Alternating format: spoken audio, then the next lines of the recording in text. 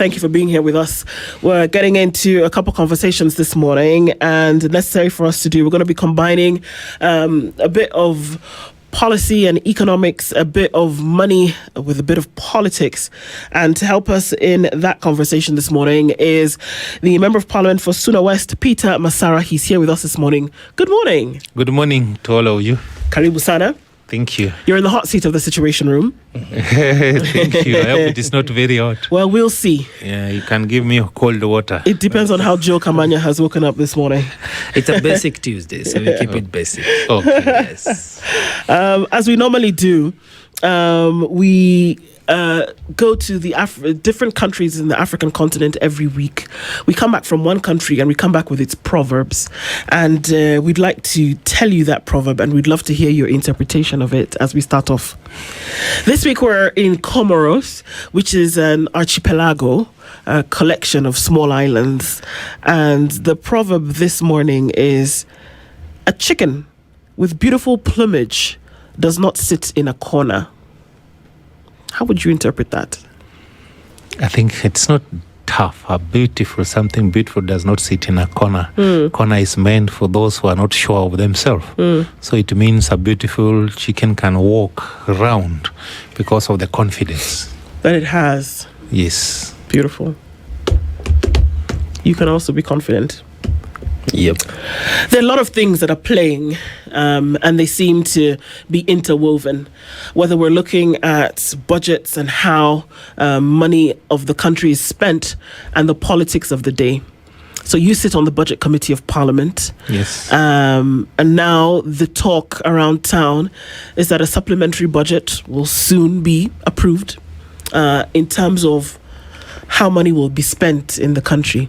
Yes. We use these words flippantly often. What is a supplementary budget, first of all? What is that?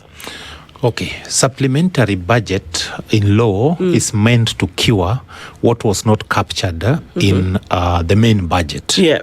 Usually when the estimate is being done, it's a projection. In between, when revenue is being collected or expenditure is being done, there may be things which were not budgeted or planned for.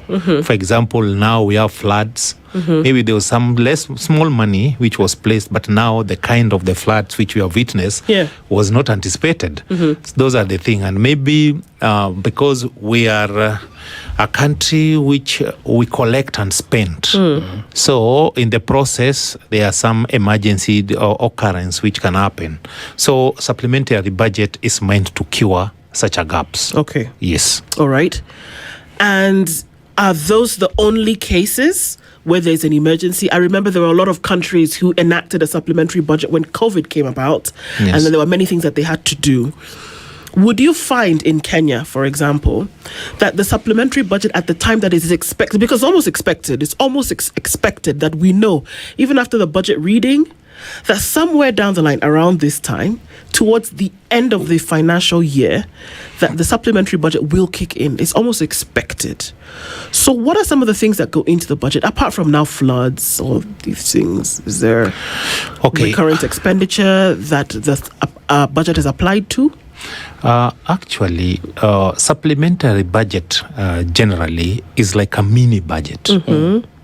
There are things which we maybe the treasury or the government were anticipating to do, which they never realized, or they are projected in areas, so they want to do the right thing. For example, if you look at so many people have been talking about the presidency. A lot of money has been given to presidency. Yeah. As a member of budget committee, if you look back last year in the month of May, what the presidency, the executive office of the president presented as a budget was around 16 billion. But in the budget estimate, they were only given 8 billion. Okay. So it means there was a shortfall of almost around 9 billion. So in the supplementary budget now, they have been given what was missing in the original budget.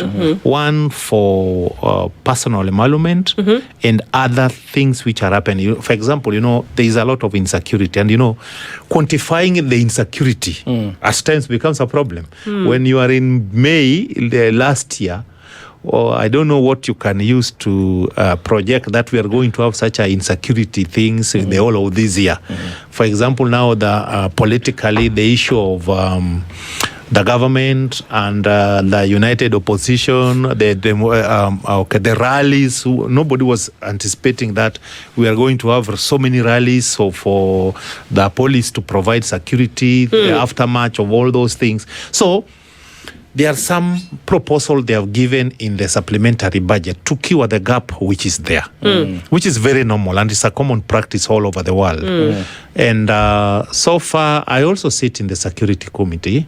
The State House appeared before us yesterday and explained themselves on areas where they spent money on 223 and the reasons why they spent that money, and then where they are requesting for funding and reasons for the justifications. So when I look at it as a representative of the people, there are things we can't avoid because they can't keep on running every day. It cannot be shut for 3 days so that we can put our things together. Yeah. So then the question becomes, if the supplementary budget is sort of a mini budget, a top-up budget, and so it's not a must, it can be a top-up. There are areas even where they reduce. Where maybe they were anticipating to spend more money, but after 6 or so months, they have realized they cannot absorb the entire. They reallocate it depending with the needs. Right. However, be that as it may, our tax revenue does not expand. So the initial projection of the budget was that we're going to need this much, and we have planned for this. Then along the way, you realize the projection is not sustainable. We cannot meet it, fiscally speaking. So where does the resources to top up, or rather to finance the supplementary budget, come from? In most cases, first avenue is to rearrange the budget. Maybe you gave a ministry a lot of money, but whatever they're going to do may not be now an emergency or a priority. You can rearrange those resources. 2, we must be innovative as a country, and I appreciate the executive for that. For example, now we sold the shares of Safaricom and KPC, and those monies now are going to circulate within our economy. We have come up as a country with the issue of this infrastructure fund, which was not there before. Remember, infrastructure fund has helped Dubai to develop all their highways. So when we go that route and it's managed properly, things are going to change. From where I sit, I was present when the president was launching the KPC now as a public listed company last week, you remember. And these were his words, that some of the government investment previously has been sold, but the money the money which was received from such a sales are untraceable. From moving forward, we want that when we sell shares of the government in a company, it get reinvested elsewhere for the future generation. For example, in terms of financial management, is that proper in terms of budgeting, or should the money collapse first to the consolidated fund, then you can do the reallocation? How I wish you can allow me to explain the entire thing, because it will answer part of the question you are giving me. All right. For example, now we have 3 major projects in Kenya today as a result of selling, relieving of some of the shares of government in some our enterprises, government enterprises. For example, we are having Talanta Stadium. That is as a result of money from sport money. Are you aware of that? The president said it's from the tourism fund. No. The tourism fund is the Bomas of Kenya. Yes, the Bomas of Kenya is the tourist fund, which has been there before over years, but we cannot trace one single major projects done by that money, and it's a lot of money. The Talanta is sport money. Sport money? Yeah, it's a sport fund. Yeah, Talanta Stadium is sport fund. So it's not a PPP? No. partially, the part of the money which was given is sport money. They have committed the sport fund for over 15 years. And the reasoning, when we sat and he was explaining this for us, when we borrow money to finance such a project, the interest rate is high. When we commit our own money, which is meant to do some particular thing, for example, Talanta Stadium will enable us now to host AFCON next year. That's an achievement for our country. Why it not that money will have been somewhere idle, not doing the right thing. The money for KPC is now part of it is going to build Jomo Kenyatta International Airport. That's a commitment. Okay. So, when the economists were explaining to us, annually, Kenya Pipeline was giving the National Treasury 5 billion as the dividends. 5 billion. Now, with one sale, we have gotten over 100 billion. It means if we were to leave KPC to operate for the way it was operating, we will have received this 100 billion in 20 years' time. But when we remove this 100 million, Jomo Kenyatta International Airport will be gaining from Jomo Kenyatta International Airport and also from KPC, because now the way it's going to be managed is like any other private entity. Where disclosure. All right. Allow me to ask. So 100 billion shillings from KPC sale essentially is going to refurbish, rebuild. We'll talk about hangars. We'll talk about runways for Jomo Kenyatta International Airport. Right? That is money coming from Kenya to develop its own infrastructure. Right? So if that is the case, why have, according to Bwana Chirchir, why have a second partnership with an external party? If Kenya can raise its own money to develop its airport, why have a partnership with Adani, for example? Okay, the truth of the matter is that the world all over has gone private-public partnership to bring more resources to the country. The issue is the money from KPC shares cannot be enough to do what is required at JKIA. We must look for external partners, which does not give constraint to the public by saying we must take loan. When we take loan, we have to repay the loan. When we partner with the private investors, it's not straining us currently, because the investor will use the facility to recover his money, upgrading the facility so that many business enterprises can come. So that means our budget, this physical space we have created for ourselves, instead of borrowing, now somebody else is carrying our burden without no extra money allocated in the budget. The model that you speak of is not mystery. It happens in many countries whereby you do have PPPs. The problem here that a lot of people would ask then is that what is the surety? And I'm asking this based on something that you've just said, that for too long there has been money either lying fallow, or there is money that has been untraceable, and that you quickly said, we're not going to allow that to happen anymore. But people's experience rests on the history. And so how do you guarantee Kenyans that this is not going to be another case where, by your own admission, money has gone missing and we can't deal with it? Let me explain myself from where I sit.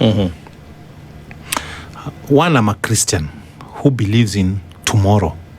I'm optimistic all the time that tomorrow will be better than today. I don't want to dwell so much on what happened before. Now that we are in a broad-based government where we from the ODM, our policy and our main aim was, even in our 10-point agenda, prudent use of public fund, inclusivity, openness, transparency, and less corruption. We believe with this money, and we, as we are gearing toward the next general election, these are part of item where we have told the president through our party leader that we want to gain the public confidence. Brothers, we can let us believe in one thing, that tomorrow was bad, but can we continue riding on the bad things? I believe I think you meant yesterday. Yesterday was bad. Yesterday, yesterday was bad. But can we continue lamenting on the yesterday's bad thing? What do we have in mind which can change what was bad yesterday?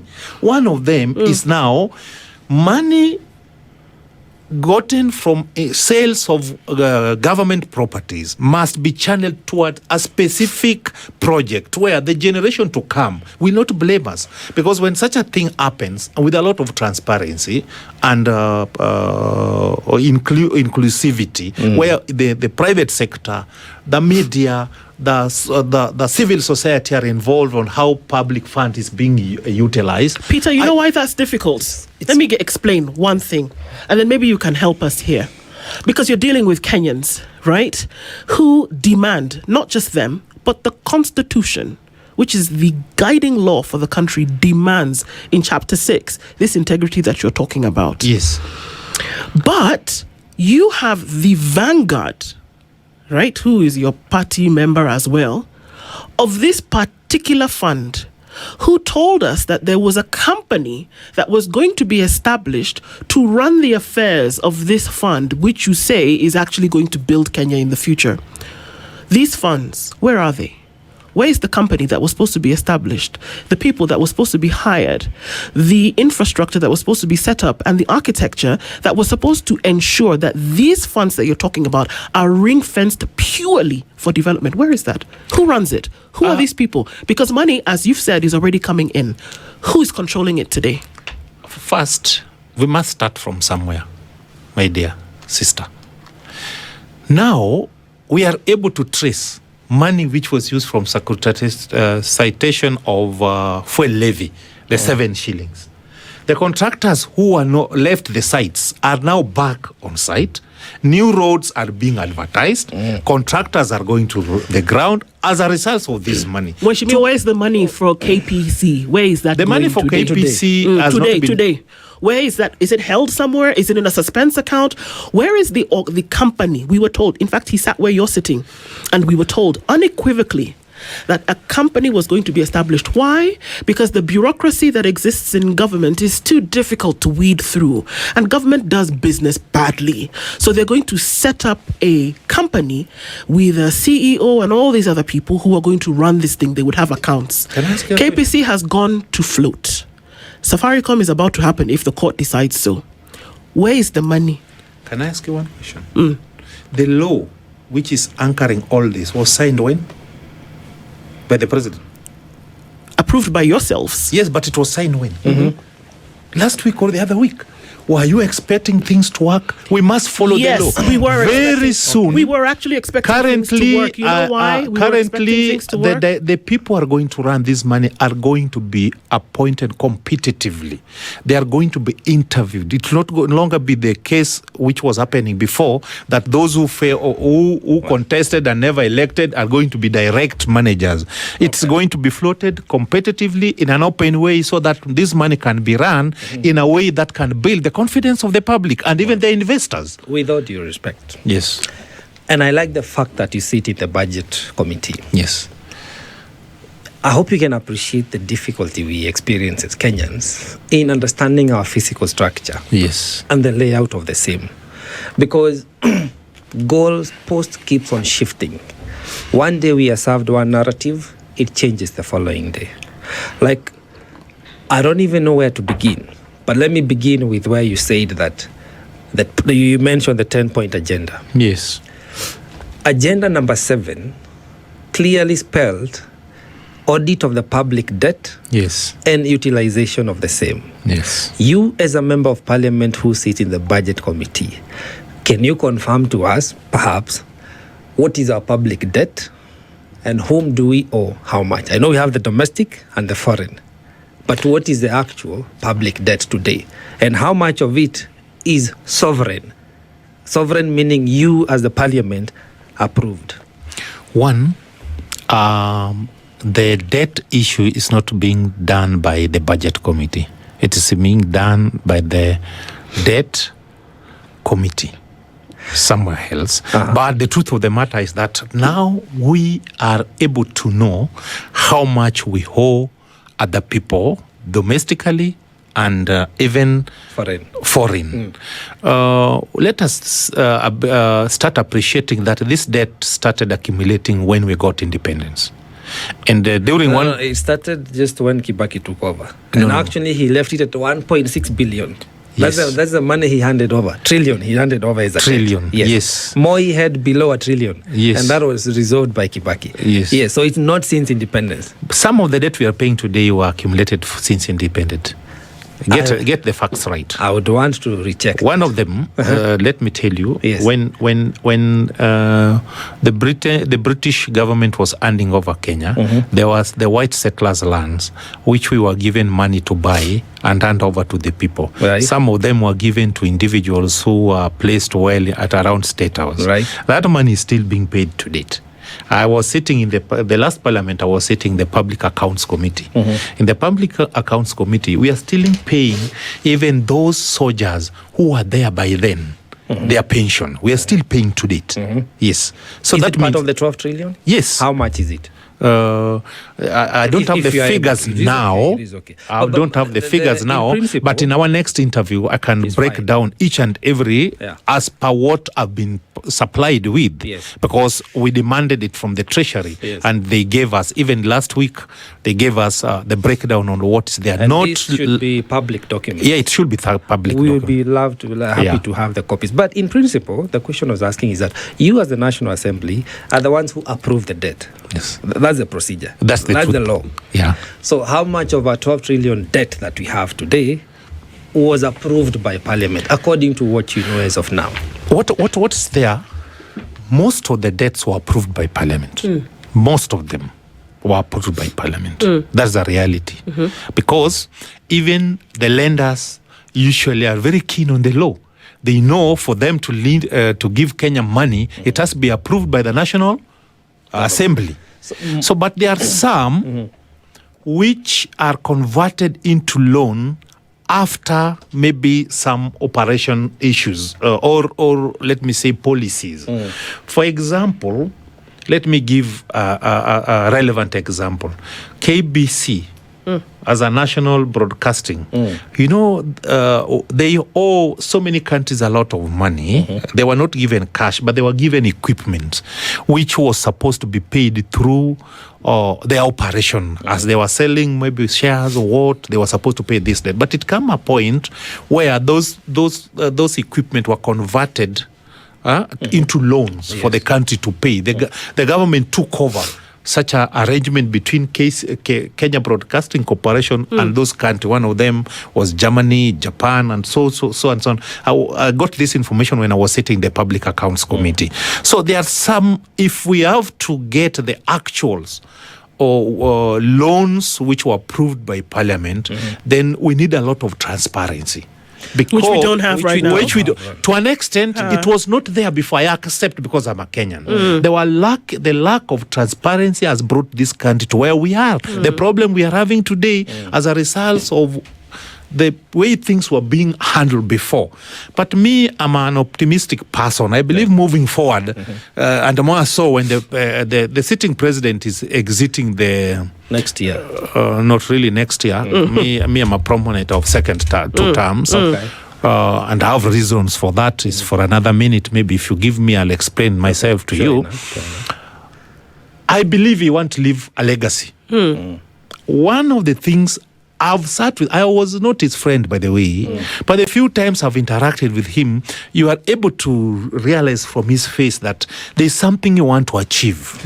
From his face? Yeah, you know, there's a body. Have you heard the quote that says, there is no art to tell the mind's reflection on the face? No art. Okay. No art, no but music, from the body no language? painting, no art to tell the mind's reflection on the face. So I could look at you and smile, but the thing that is in my mind is so far removed from the smile on my face. But I may be able to detect something good in your actions. If we don't have this limited company yet that is supposed to be handling the infrastructure fund and its activities, where does the money from the sales that are already starting go to? That was a very good question, and let me take some few minutes to explain myself and to the country. One, we have now the law in place to run the infrastructure fund. So all these money sales from Safaricom and Kenya Pipeline are supposed to be managed by the infrastructure fund board, which is not yet in place. Okay. And from the agreement of the broad-based economist, the board is going to be appointed competitively, not politician, not friend of somebody. The composition of the board will be the people with vast interest in management of public fund, both from the government and the public sector. Selected by whom? There's a board which is going to select. There's another board that will select this board. It's going to be done and it's be selected in an open way. I mentioned to you that we want to start building the confidence of Kenyan on how Kenyans' affairs are being run moving forward. That is our main reason for joining broad-based government, because we could not do it from outside. From outside, we were just going to street making noise, but we could not make the necessary changes needed for this country. That's why we decided to swallow our pride or our dreams of forming our own government and say that now that we have been invited by the government in place, let us bring our expertise to help them run this country, because at the end of the day, we have only one country called Kenya. So that's what you guys are doing. Yes. So now you've decided that you want to be on the inside and push the opposition inside. Get me right. Okay. Get me right. If you didn't invite me here at SpiceFM, you have not gotten my opinion. I will have been talking from outside. Right. Now that I'm with you, we are able to reason together. Okay. The perception I have, the one you have. You persuade me, I persuade you. Then we take a common stand. So on the issue, where are our funds?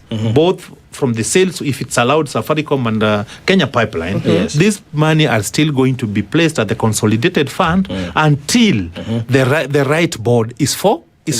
So that's where they are now. Yes, consolidated. Okay. That's where they are now. Okay. And as per the law, that's right. Yes, as per the law. As per the law, that's right. What will not be right as per the law is money being dispersed from the consolidated fund to a board to manage development. That would not be in line with our public finance management. But I can say that the law is not cast on the stone. Are you kidding? Yes. I'm sorry. The law is actually cast in stone. Please, Joe. Can I explain that? Please. We are a progressive country, so anything good for us can be. That's why we are legislators. Otherwise, after the passing the constitution, we are not supposed to have legislators. Because we are a progressive society, new things come each and every day. We borrow best practices from other countries. For example, personally, I've visited Dubai, and the purpose of going there during public, as a member of Public Accounts Committee, we went there to know how they operate their infrastructure fund and how come it has succeeded. In Dubai, right now, through infrastructure fund, they have formed a company which will be investing in other countries to give Dubai more money. And in their law, the original law, it was only meant to do roads within Dubai. But they realized they have a lot of money they can invest outside to help them recoup more money for the country. That is the way to go. Thank you so very when much. We are talking about the current constitution, the current law, if there are areas which need to be amended, then we are open for that. Allow me to ask. But we must do things as per the current constitution. That's why the infrastructure fund had to wait until the law is in place to implement it. Now, allow me to ask in that, and I love that, you've taken the time as a parliament to benchmark on the best practices so that we can improve on how we handle our resources as a country, generally speaking. But on that trip, or during that trip to Dubai, did the team realize that Dubai's budget is in surplus and excess, and our budget as Kenya is in deficit? And therefore, it makes it extremely impossible to set out a sovereign fund or an infrastructure fund or whatever other fund, because it's meant to come from the surplus and not from a deficit. The fact that we run a deficit budget makes it impossible for us, because we have a debt issue, which we are not able to pronounce ourselves as a country properly on how much of it is sovereign, how much of it is odious. We could try and cite historical issues. But even if you're still paying the military whatever compensation you spoke about, I'm sure that is not in a trillion. It's not in billions even. Even if you're paying KPC equipment to the country called German, that still is not even in billions or in trillions per se. So the fact that we're not able to pronounce ourselves physically and talk about our resources adequately, that we're in a deficit budget, how then do we allow ourselves to be duped, because that's how Kenyans feel, into offsetting our resources and trying to redirect that to particular projects that still do not address our debt issue, which takes away more than 2.3 trillion every year? Let me answer you in a different way. Yes, we have debts we are supposed to pay. What do? We audit. First, to know which one is sovereign. That's so that okay, we pay. but as we audit, the one that is odious, as we audit, the life must continue. Agreed. We must start doing things differently. So has it been, one way of doing things differently is why when we offload shares of the government in a particular investment, it has to do something which can also bring in future some returns. Agreed. Are we together on this? We are together. So when you want to solve a problem, first, you put a stop to the previous how you used to operate. Then you start a clean book. As we audit, moving forward, we need to do things differently. So, as one way of doing things differently, allow me to, so that we get some direction. As a member of the budget committee, have we audited our debts today? We have given the right of committee to do it, the debt and investment committee. We have the fourth year of this regime. We are seeing light at the end of the tunnel. It's an oncoming train, that one. Let me explain myself. Okay. One way is we have agreed, it was a joint meeting between our committee, the budget committee and treasury. Yes. Where we agreed that let's call a spade a spade. This thing has been done. Let's put them together and strategies on how to come out of that mess. One strategy we put in place as the joint committee is that let us restructure our debt portfolios. By there are some which were putting a lot of pressure on the treasury, and then there were long-term commitments. Let us restructure them so that it can ease the burden or the pressure on our financial obligations, which is good for our country, so that it can give us space to develop. Without development project within a country, the circulation of money, of course, is limited. That means nothing will be moving on. Even if we start borrowing today, we stop building everything, this country will not move forward, because the contractors need money. When they have money, the suppliers will get money, the workers will get money, the money will circulate in the economy. Let me give you an example of Standard. But you have pending bills. Still, the same National Assembly. You call for circulation of resources, which I agree. You need to spur the economy. But you're still holding money owned by investors and suppliers to the same government through the name of pending bills. You see the imbalance. Now, allow me to ask, is it possible that we are servicing odious debts, that we are paying debts that we should not be paying because they did not come to a consolidated fund? Is it possible? That is true. Okay. I can admit that is true, because part of it, it was audited through the Eurobond. Is one of the debts we are paying, and we are not sure what it was spent or where it was invested. But the question I'm asking myself, moving forward, what can we do? Can we continue lamenting? Unfortunately, because what we're doing is that you're putting Kenya's future in debt. That there are children who will be born today who will bear the responsibility of debt for the country for as long as it takes. And it is not something that we can just look over, because the kind of monies that we are talking about are huge, Mheshimiwa. That's true. Because what I hear you saying is, because the law, again, in this case, I don't think it's something that you can fiddle with. You make it, and you go through the, arduous process of tabling and mentioning 1, 2, 3 times. It's assented to, and then it becomes law, and then people have to imbibe it and then live by it. But then you want to come and tell us that, well, we can forget about that because we mucked it up in the past, and let's look forward. But you can't do that. You know why? Because in the interim, there are too many things that have suffered, and you cannot look on it with ignorance and say, well, okay, you know what? Let's look forward, because it's we can't do anything about that. And that is what answers your first question when you said you don't know why Kenyans don't trust the process. It's because of that. You're right. So how do you tell Kenyans that we've lost money before? We've just said we don't know. And I think that's a crazy indictment on this budget-making body that is Parliament, because you've just said we don't know where money that should have made its way to the consolidated fund in terms of a debt, we don't know where that money went. But you know what? Let's forget about the past and let's look forward. How do you want Kenyans to talk about trillions of shillings in now an infrastructure fund when the people who make the law have just told us that even the trillions from the past, you don't know where it is? How do you expect them to believe that today you will do something different? How? Okay. How does that work? Can I tell you why I believe you're in the right trajectory? One, in the 10-point agenda, we were to strengthen the anti-corruption body. There are 2 laws which has been passed today.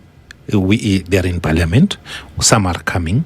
And remember now, for the first time in the history, anti-corruption has recovered money or properties which were acquired with using corrupt money.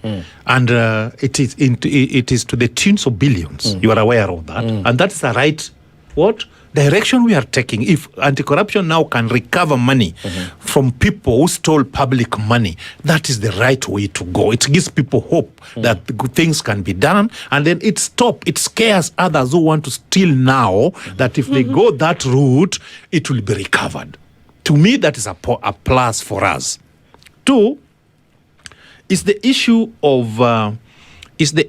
of giving people hope. We can't tell Kenyans that money was stolen. Now we can't move forward. No. That's why the Parliament took a lot of time to pass the infrastructure law, so that they can secure and protect the interests of the Kenyans people moving forward.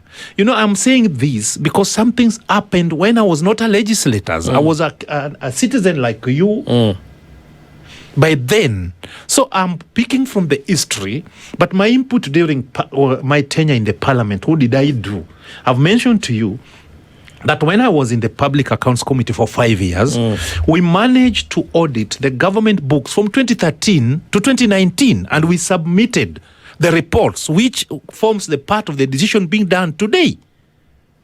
The sum of the decision we are being implemented today have the background of the report of Public Accounts Committee between 2013 and 2019, which was chaired by Opio and I. Therefore, me as somebody who is optimistic, not pessimistic, I believe Kenya can be a good country. It's only that we need to hold each and every person, from the citizen to the civil servant to the political class to the executive, accountable. There's a person called the Auditor General. Sorry, yes, Joe. Please. Right? She is the chief accounting officer for the country. Yes. All right? So she has an office. They run the reports all the time. Look at what she says in the last 2.1 billion shillings school scandal. This is just today. Default shocker, 536 people owe money. She's been telling us how money for development is unabsorbed by counties. Actually, control of budget has also told us the same thing. They've told us how 50 billion missing here, 11 billion shillings missing here. Last week, she said it very clearly and very loudly. She said, you know what? I recommend strongly that Parliament, which is the budget-making house, which is the budget-making arm of government, which is the legislative arm of government, which is the oversight arm of government, should recommend for investigation into and prosecution of folks who steal this money. Meshmia, we cannot say money is missing. We cannot say money is misappropriated. It is stolen. It's taken. It's not yours. It's stolen. Why is Parliament undesirous to push for all these billions that we are told for the last 6 months she's been reporting? Why is Parliament, I don't even know the word to use now, but doesn't have an appetite to insist that these monies come back? I'd mentioned to you that anti-corruption is now recovering money. We have law in existence where anti-corruption can go and investigate these constituencies. I know of constituencies which are being under investigation now. So what we should not continue lamenting that Parliament should. No, there is an existing law. We need to use. Actually, it's not a lament; it's a demand that Parliament should actually do its job. It's not a lament, because lamenting would be we would be lamenting and say, "Oh, it's so terrible that this has happened," but we are not doing that. We are now saying, "Parliament, do your job." Period. Yes, it is true. But why should demand? Why do we want to leave anti-corruption out of this? This is a corruption which has been identified by Auditor General. The next move is to give the report to the anti-corruption, and then what Parliament can do is let the Auditor General identify gaps in the existing constitution or laws which are hampering the work of anti-corruption. That one, I'll be in the forefront to fight for that. Okay. Because my great-grandchildren and children will be owing other people money. Yes. So I cannot sit because today I'm a member of... I'll not be there forever. Let us empower the anti-corruption to do their work and to arrest anybody who is involved in corruption. I want to say that as a Kenyan, we need a Kenyan where we appreciate our country, and this can only happen when we reduce misuse of public fund. Now, people should not join offices to be rich. Yes. People should not join politics to be rich. People should be in leadership position to serve the people. Service delivery to the people cannot happen when public funds are not prudently being used. I'm a member of Parliament, and in Suna West, I can tell you CDF money has done a lot. Let us not condemn the issue of bursary. When I was elected in 2017, in Migori County, Suna West was number last both in KCSE and KCP. Because of prudent use of CDF, sponsoring students. Now, before, only 100 in the entire sub-county, less than 100 people, students were joining university. Now it is 700 to 1,000 in one academic year. And I can say, even in the area where the level of literacy was very low, in a division called Wasimbeti. Yes. Now over 300 and something students are joining university and colleges as a result of bursary allocation to Suna West and GCDF. So any project, just a moment, any project or any program can have challenges, but the reality is some constituencies and majority of them are utilizing CDF fund now, well. Allow me if you want to know what Kenyans are appreciating is the CDF money. Now, allow me to ask, on Nasuna West, because this is something that is very specific to you. Yes. You've given us very good numbers of people who are transitioning now to university and tertiary education. Yes. Which is good, because education is meant to be an equalizer. But today, as you sit here, are you able to quantify the number of grade 10 kids in Suna West who did not make it for placement? Yes. How many? By last week, there were only 616. 616. Yeah. You realize that... Just a moment, the 616, we were able to identify 311 who left the constituencies for other areas, but they have been recalled by chief and assistant chief. We have offered them a free scholarship at our local schools, because at the end of the day, it is only money meant for feeding program in schools. And those hardship area, we have contacted the relevant ministry so that they can be given food in school, so this student can go even without uniform. My wife has sponsored 100 students. We are going to buy for them uniform. Then the principal, we have agreed with them, we have done for you classroom, the laboratories. Can you just leave this student in school?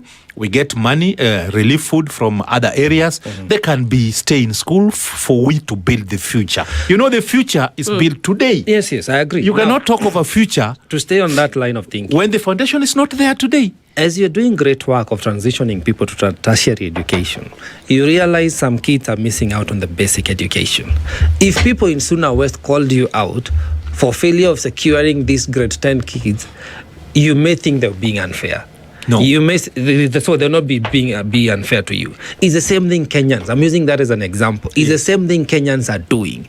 Just because the president comes and expresses himself on a projection of development does not exempt him from being called out on things that he's not doing right. That's true.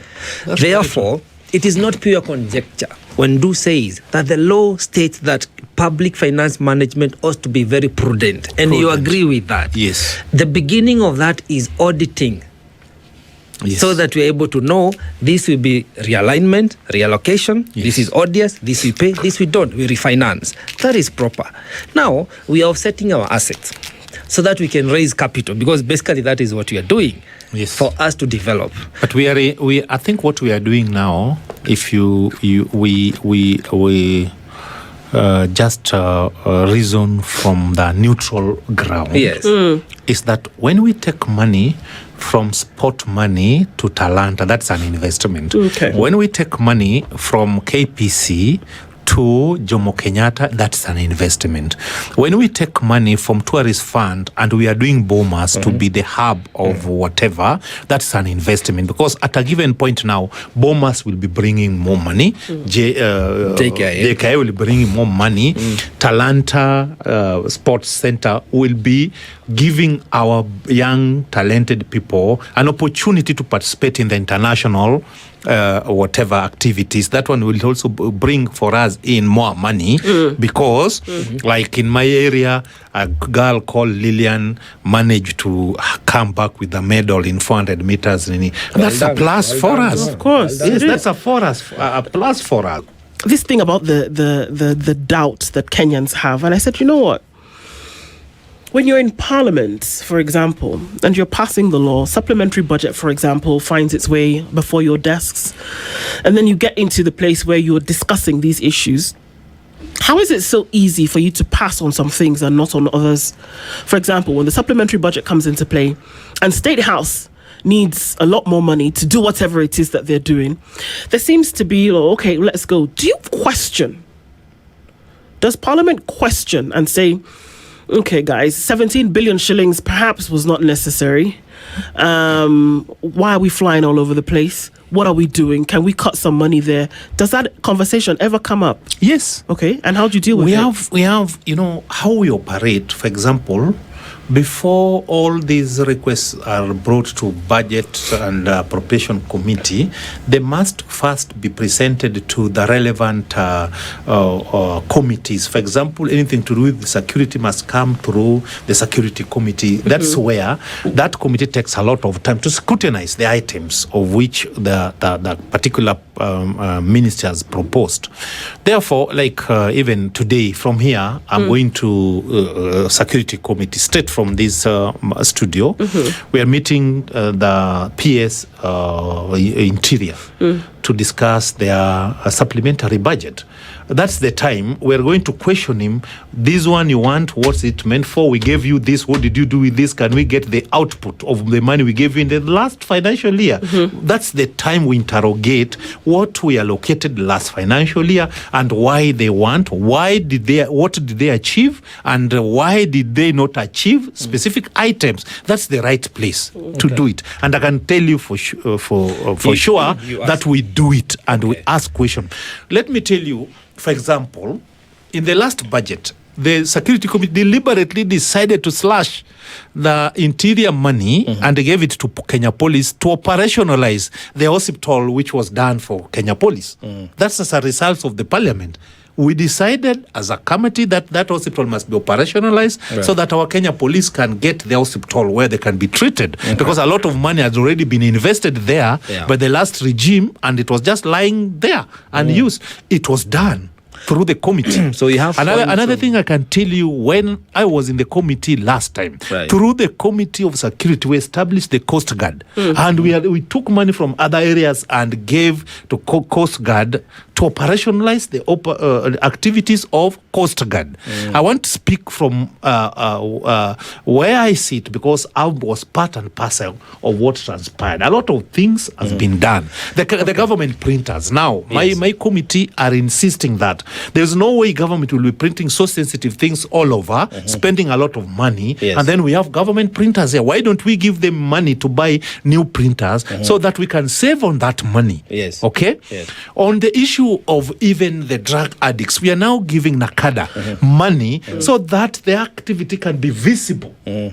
Well, we want to add money to this commission called IPOA, so that they can be well equipped and financed, so that their investigation can be independent, but also can be fast tracked. So let me ask. Yes.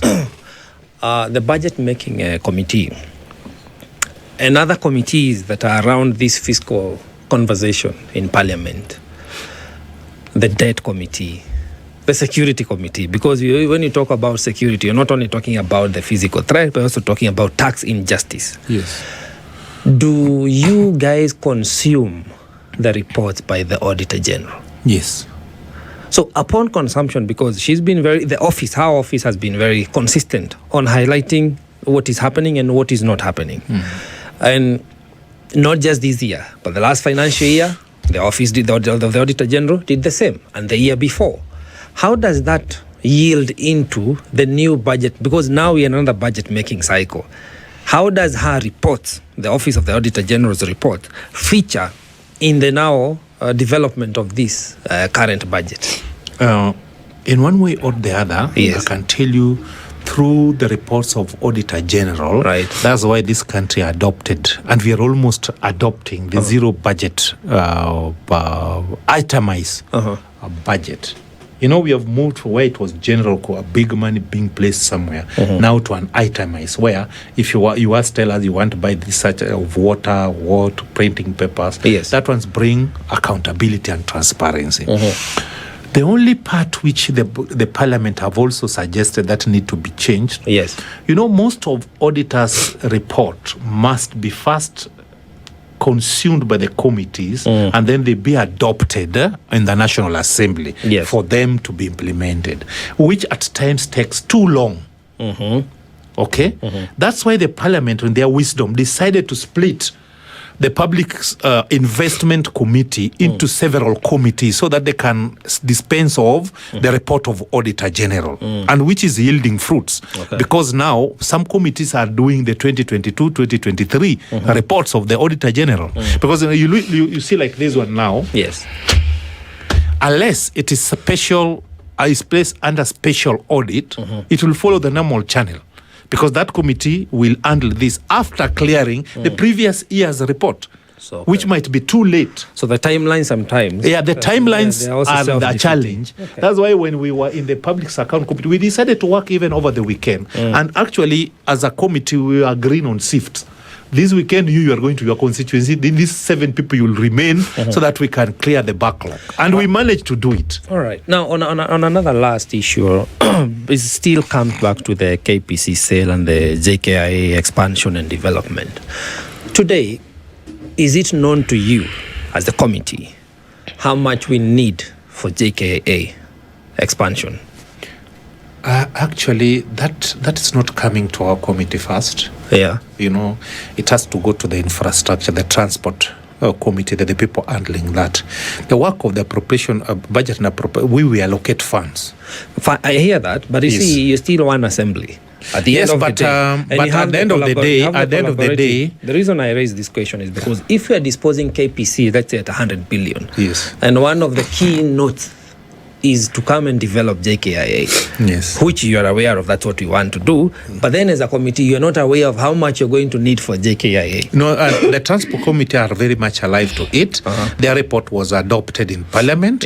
And I think in our next interview, I can avail, or you can request one member of the Transport Committee to come with the documents. Because, you can't handle everything. I mean, the Security Committee. So I concentrate so much on issues to do with security and budget at appropriation committee, because we have to delegate work. You can't be a jack of all trades. But the truth of the matter is that the report is there in Parliament. Moving forward as a Kenyans, each and every person, we need to bring these reports together. It's not a must that it's Honorable Masara to bring it. Play your role, everybody to play their role, because we want to make Kenya a better country. A better country for the future generation. And that the future must be built today.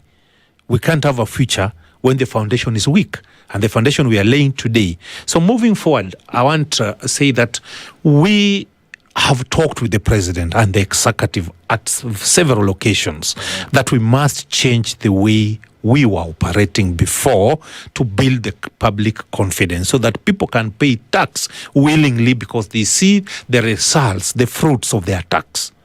We need to empower the civil service. We need to give the business community an enabling environment. Yes, so that the businesses can thrive. Through that, a lot of job opportunity will be created from the private sector. What kind of environment are you talking about that needs to then be in an environment where there is trust? For example, there are so many taxes for somebody to establish a business in Kenya. There are so many conditions. If you go to Tanzania here, when you are an investor, the government can give you land for free because they know at the end of the day, when you build that factory, the Tanzanians will get job opportunities. That need to happen here in Kenya. We need to. That's why as much you are talking about that PPP is not good, we can give Indians are good. No, I didn't say that. I was very clear. And I said, if there's money available in the country to the tune of what you're talking about, because you've said money coming from the sports fund, then why is it necessary to still go into a PPP if there are available resources in the country? They're not enough. The resources are not enough. That's why we must bring in new money, which was not with us. The KPC money was with us here. We need, for our economy to thrive, we must bring new money. And how can we get this new money? By inviting private investors to come with their money to invest in Kenya so that it can circulate within our territory. For example, I'm a proponent of giving, we have only Kenyatta, and you know what Kenyatta is in terms of health. If we can give the Indian Kenyatta Hospital, if we can get a private investor to come and build a referral hospital in Kenya, a private hospital like Aga Khan and being given land for free to do those things, then instead of we going to India, we get treated here. And that's the problem. That's the problem. No. Because you have a referral hospital which is staffed with some of the best personnel in the world. Daktari. Some medics are doing some groundbreaking, world-moving, earth-shattering procedures at Kenyatta National Hospital with the mediocre resources and equipment that's available. So here we are, going the same problem that you've talked about. Get somebody to come and put up a fantastic establishment in the country, and let's see some miraculous funds coming through. Meanwhile, you have a monstrosity of a referral hospital here in the country that is on its knees. So why not ensure, from where you sit, a legislative body, an oversight body, a budget-making body, to get Kenyatta Hospital off its knees? But you see, what we do is we want to come and establish a brand spanking new hospital with investors from I don't know where. Meanwhile, you have something here that all you need to do is get systems working well. That's our problem. How can we fix that? Yeah, we need to fix our system. That there, my sister, I agree with you. We need to fix Kenyatta so that we don't take a lot of our money to India. The money going to India, when used here, it will circulate within our economy. Instead of we going to other overseas countries to seek treatment, we need to do it here, locally. So then it begs for the question about the priority leadership of the project. Yes, leadership. The leadership question indeed. Yes, leadership. When we are going for election next year, starting from MCA, elect somebody who can deliver based on his past records. So we need not to go with euphoria. So you do agree that history plays a role we need in the next general election, let each and every Kenyan, especially the working group, they are the people who are letting Kenyan down. During election, they don't come out. We need them to come out in numbers. Even if it is raining, you leave the station, go vote for the right people. Actually, we are getting bad leadership as a result of those who are not coming out to vote. Right. Those who are not registered voters. Like last general election, how many people did not vote? How many? 8 million. 8 million. They need to be ashamed of themselves. If any case they voted rightfully, some of the problem would have been sorted out. Like broad-based would not have happened. Yes. The NADCO report would be unnecessary. Yes. We'll be having so let people come out and vote. Yeah. We should not be lamenting, the government is bad. But when you are given opportunity to select now the right people, you are in your comfort zones. And then after the election, you start complaining, we have a bad MPs, and you never voted. Maybe the right person was defeated with 2 votes, which was yours and your neighbor. Let us come out and let it be a civil right. Actually, it should be an obligation of every Kenyan. And in fact, I need to draft a law that if you don't vote, you are jailed for 6 months. Okay. So that everybody can come out. You might agree with Joe, whereby Joe is a proponent of saying, you know what, fagia wote, because at this point, based on what you're saying now, people made some crazy decisions, and that's why we are in the problem, excuse me, that we are in today. So let's go the ODM way, for example. Fortunately or unfortunately, the only way to get people in positions of leadership in the way Kenya has framed its constitutionalism and its way of doing government is through political parties. Not a must. Well, or going independent. I've been elected twice, or going independent without a popular political party. I came into parliament in 2017 as an independent member of parliament. If you'd allow me to finish, so I can ask the question. Yes. So through political parties or going the independent way, all right? That's how it can happen. So today, you are a member of ODM, yes? Yes, I'm a member of ODM. At the moment, there are a lot of people who are looking and asking the question, ODM is in broad-based, which you've already established would not be necessary if people voted right. So that might be shambolic in the way in which it appears, all right? So you seem to not be able to get your ducks in a row as a party, which many argue largest, second largest party in the country, whichever the case may be. How do people look towards this party and say, okay, there's the vehicle towards getting people into government who can't seem to get their affairs in order? What's going on? Let me tell you first, running a political party in Kenya is not easy. That's why the proponent of the current constitution decided to allocate funds for political parties. Well, if political parties are stable financially, they can be the right vehicles to lead Kenyan to where they want. Why do I say so? When a party is able to do their nominations without support of candidates, you know where we start going wrong in the political parties? I'm a candidate, like now I'm going to contest for Governor Migori, and I support my party with millions. But the time of election, when actually, as a human being, they'll say, this guy has really assisted us. Let us give him certificate. Okay. But naturally, maybe I'm not the right leader.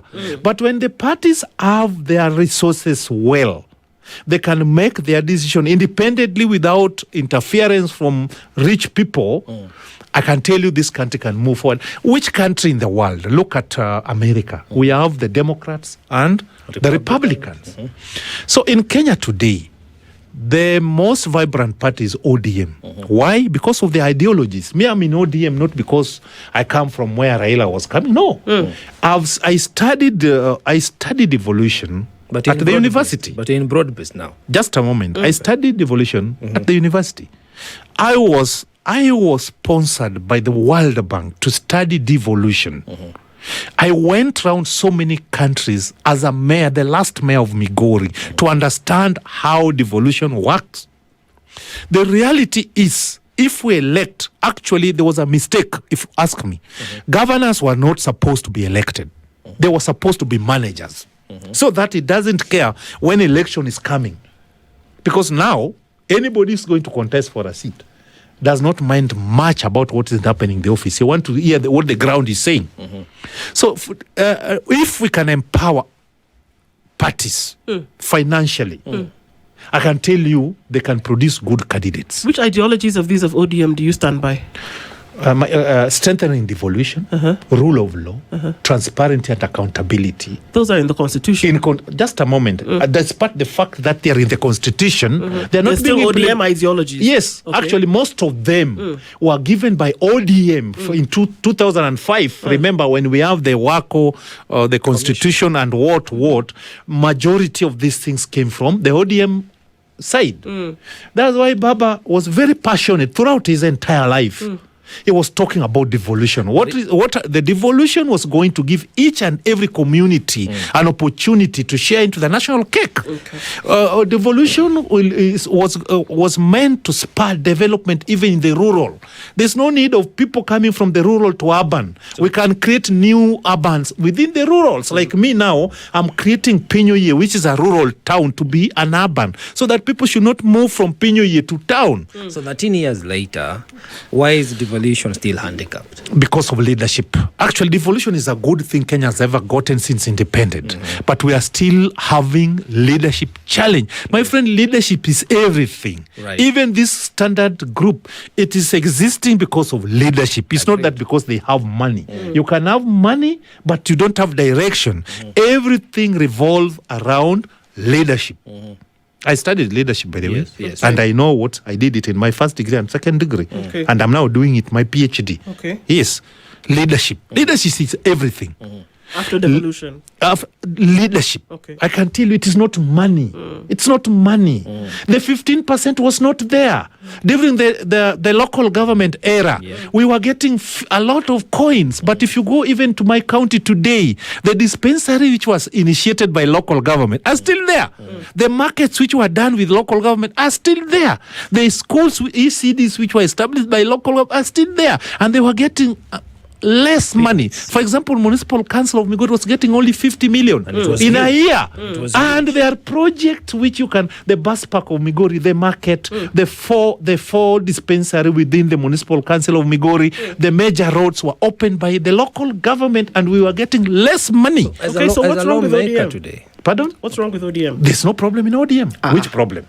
Which problem? Okay. Me, I don't see any problem in the There's ODM. nothing. Everything is intact. Transition is not very easy. You know, Raila was no more than a party. Yes. Raila was more than institution. The death of Raila left us with a very, very big gap. Feeling it is not easy, and it is natural. It seems you are a student of history. When a big tree falls, the birds which were using the tree as a shelter must first scatter. And everybody will be looking for his own space in our own way. It will also be clear whether the birds were using the branches for support or they had actually tested their own wings. No. No. Okay, let me tell you. Okay, can I discuss ODM before we go into integrities? Yes, please. I don't see much problem in ODM. It's a matter of everybody trying to get his or her own space. We have an able party leader, Dr. Burudinga, for heaven's sake. That was the chief advisor of Raila Amolo Odinga. So he understands what Raila was doing. It's only that he can't fit into that chair because it's not Raila, it's Oburu Odinga. Now, and actually the timing, it's hardly 4 months, 5 months since Raila's death. Oburu never applied to be a party leader. He was surprised by the position. He's now preparing himself physically and mentally, is understanding how these things are done. Let us give him time. I'm happy that people are talking about NDC, which is going to happen on 27th. The NDC is going to do what is needed for the party to move forward. You remember ODM during the by-election, all the parliamentary seats we retained in Coast and in Nyanza. Kaspul, yes. Yes. So ODM does not have much problem. It's only that people are just looking for space. People want to be leaders. Baba has left a space. Some people want to be party leaders. Some people want to be chairman. People want to. That's very normal in a competitive environment. Even here, when your MD dies, God forbid. God forbid. But eventually everybody will die. Yes. That's the reality. But I'm just giving an example that when a vacuum is created, it must bring issues around the institution. Am I right? Yes. Well, let us give, for example... Especially if it has weak structures. Yes. If it has no succession plans, Yes. that is what happens. Yes. Especially when that leadership was centered around a personality, you're going to have crises like the one ODM is having. And sometimes maybe you're way too deep into the crisis, you don't realize it as a member of the ODM party. But everybody out here can see that the commanding presence of the Right Honorable Raila Odinga is no longer there, and the center is not holding. You know, it's ODM has been infiltrated. The sitting president of UDA had a parliamentary group meeting together in conjunction with ODM members. That is confusion. No, that's not confusion. We were taking stock of what the broad-based arrangement has done. But broad-based is not a constitutional affair. That is a two political parties affair. You turn it into a national affair. No. But it is My brother, now you are going wrong. Correct. That's where you are taking sides. Correct me. Can we just talk of the realities in place? Okay, is ODM without Baba coming into broad-based arrangement with William Ruto, right? This country will not be where it is today. After the Gen Z's demonstration, Yes. What was next? They didn't have end game. This Kenya... They didn't have end game. This country belongs to Kenyans. Yes. It does not belong to two individuals. No. Therefore, let's have it correct. We must have a leader. You are a lawmaker. We must have a leader. We must follow the law. That's Yes, what but we must have a leader. No, not just a leader. We Yes. must have law-abiding leadership. The Yes. rule of law must prevail. Yes. The Gen Z revolution started as a result of the violation of the rule of law. You are right. So when they came out to call for just reinstall the rule of law. Yes, which is happening that now. Was not a, It's happening now. It's a matter of Young opinion. men are no longer being abducted. Excuse me? Okay, now it's old men. I don't know which one. What are we talking about here? But the rate. No, it should not happen at all. It should not happen at At all. That's So why we are still want sorry. this. No. I'm sorry, Mweshimiwa, but the things that you say now then foster this thing that I came up with very many months ago called at leastism. And then we say, well, you should be grateful because the rate at which people are being abducted has reduced significantly. The thing is that we are saying it should be at zero. It should I agree with you. There should be zero children People out should of be school. arrested. They should be taken to court. There should be zero children out of school. Yes. There should be debt that when you look at it, it makes sense because it has been borrowed for development. There shouldn't be the opulence that we see flying all over the place. It shouldn't happen. There shouldn't be questions about whether there's corruption or not. That the president, the executive should be above reproach. That it shouldn't be that perhaps his name has been mentioned, perhaps it has not been mentioned. No. That's what we're talking about. That we cannot be at a place whereby you say, well, it was supposed to be a tarmac road, but at least vehicles can get from point A to point B. No. The Constitution demands a certain level. And that's what we are saying. That all these things that we are talking about, that 10-point agenda, these two political parties coming together, let me tell you something. It might be a mystery, but you know there's a Constitution. That's true. And those things that you people have come up with, 10-point agenda, doing I don't know what, broad-based, follow the Constitution. That's true. But do you know, 10-point agenda, the broad-based arrangement was there before the 10-point agenda. Guess what? The Constitution was there before the broad-based agenda. That's true. So why is the Constitution not being followed? You know what it seems like to people? And the thing about optics is that if you wanted to go in a certain direction, there are certain things that you must do. And there are certain things that you don't do. So the thing is here, you've been talking about getting Kenyans to trust the process. But there are certain things that you don't have to say. There are certain things that you must not say for people to be convinced of your position. But you know what? You've convinced Kenyans over and over and over again that their best interests are actually not what you have at heart. How do you overturn that for people to actually believe that, you know what, as they sit at KICC, confusing people between ODM and UDA, between 2-term and 1-term, between I don't know who and what. How do you convince people that the job that leadership has been given, according to the Constitution, is actually to secure Kenyans? Can I say this? Kenyans are going to trust the process by identify the actions which are happening now. From where I'm coming from, Migori, we have roads which has been allocated money for the first time in the history of this country. We have market being done. Modern markets. We have affordable housing in all the 8 constituencies. Do you have flooding zones in Migori? Just a moment. Are there flooding zones currently in Migori? Yes. Okay. But there's money already being allocated. But money, that's what we are saying. Yeah, to correct this. Yes. You know, the kind of rain we got this time around is abnormal For the first time, the major bridge in Migori is closed. For the first time for the last 60 years. Yes. It has been closed. So what is the way forward? The way forward is one, when we get real development projects started and being completed, it will bring the confidence of the people. That's one way. Because there's no other way we can do. There were no projects, now there are visible projects being completed. Now another issue is everybody's involved in how our governance is taking shape. Well, we want people from Mihuru, people from Intumaru, people from somewhere called Chamgiwadu to understand what the government is doing. Okay. So you're a former mayor of Migori, you mentioned. I'm the last mayor of Migori. The last mayor of Migori. And you're seeking to be the next governor of Migori. Would you say, matters flooding, that the drainage system is better in the last 13 years since you were last mayor? No. What I can say is there were some misplaced priorities because there are information on how the rains are going to behave. So people need to prepare early. The unfortunate part of it, majority of leaders are reactive leaders. They react when things have happened. You see? We need people who can plan ahead of everything. Yeah, that's why I don't want to be a member of parliament again here. Majority of the population are suffering at the county level. Okay. I came to parliament to make laws so that counties can work. Part of them have achieved. Things have done. So I want to go back there and implement them so that we can have drugs in hospitals. We can have good roads. We can charge people for parking once we have created the parking space for them. We can have staff who can deliver. If you are given a promotion and you don't have the requisite the skills, you pave way for other people. We want our hospitals, the sub-county hospital, to be actually the same. When you enter any sub-county hospital or a health center, they are the same. Okay. We want staff to be motivated.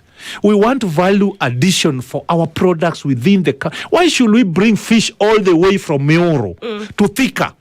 And we have 11 billion. Why don't we do a processing factory in Migori?